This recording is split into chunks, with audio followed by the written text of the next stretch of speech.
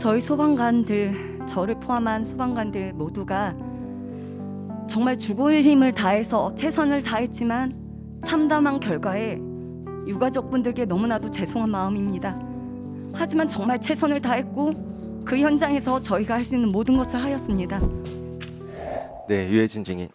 당시에 현장에 최초로 출동하고 도착했던 소방관 중 한 분 맞습니까? 네, 맞습니다. 구조활동에도 직접 참여하신 분 맞습니까? 네, 맞습니다.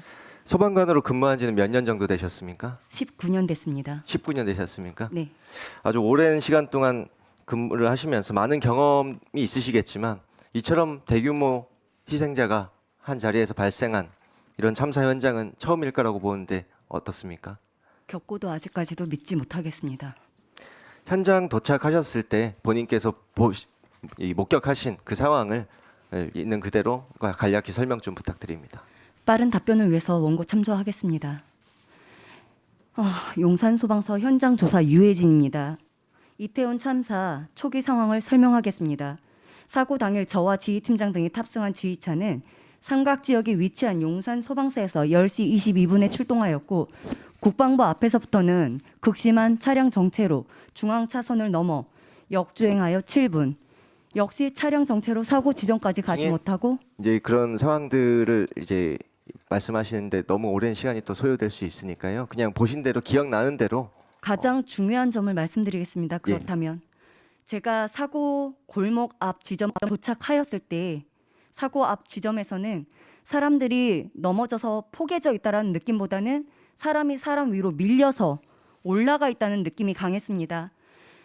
사고 앞 지점은 사람들이 숨을 쉬는데 큰 어려움이 없었으며 의식이 있었습니다. 왜냐하면 사람이 사람 위로 밀려서 올라가 있는 형태로 뒷사람의 흉부와 앞에서 일으킬 수 있었습니까? 아닙니다. 그러면 전혀 후면으로 꼼짝도 하지 않았습니다. 후면으로 넘어가야겠다는 그런 네. 판단을 이 당시 바로 현장에 판단했고 지휘팀장 지시하에 대원들과 후면으로 넘어갔습니다. 하지만 넘어가는 동안 저와 포함한 3명은 해밀턴 호텔 로비를 통했고 나머지 9명은 오른쪽 골목으로 통해서 갔습니다만 엄청난 많은 인파를 뚫지 못하고 5분이나 걸리는 시간을 통해서 갈 수 있었습니다. 일부 대원들은 인근 담장이나 테라스를 올라 뛰어 넘어가면서 갔으면 담을 넘어갔단 말입니다. 네, 그랬음에도 불구하고 5분이 걸렸습니다. 뒷지점에 도착했을 때 저는 사고 앞 지점 바로 뒤에 갈 수 있을 거라 생각했습니다만 사고 지점부터 6m나 뒤인 세계 음식 거리와 맞닿는 골목 지점에도 앞 상황과 똑같은 상황으로 알겠습니다. 넘어져 있었습니다. 증인, 보통 이 소방대원들이 현장에 출동하면 이 소방 좀 특수한 사고거나 좀 피해가 대규모거나 하면 이 경찰이나 시청, 구청 이런 유관기관 협력이 필수적이죠. 그리고 일반적으로 이루어지지 않습니까? 엄청나게 출동하면서도 출동해서도 현장에서도 요청했습니다. 네, 이번에도 사고 초기부터 독촉이 있었고요. 최성범 증인께 하나 여쭤보겠습니다. 보통 이 타 기관에 이 사고 상황을 전파한다는 것의 의미가 이 제 시간에 적절한 지원 또 추가적인 대응이 이루어질 것이라는 그런 기본적인 신뢰하에 전파가 되는 거 아닙니까? 네, 맞습니다. 그리고 그런 각 기관들의 이런 재난 상황에서의 각 개별 의무들이 법령으로 구체화되어 있고요. 맞습니까? 네, 그렇게 알고 있습니다. 이게 기초자치단체인 구청 외에도 시청이라든지 행정안전부, 경찰 등에도 명확한 구체적 의무들이 명시되어 있죠. 네, 재난대응 그렇게 알고 전문가로서 있습니다. 맞다고 말씀하십니까? 네, 네, 그렇게 알고 있습니다. 네, 유해진 증인께 다시 여쭤보겠습니다.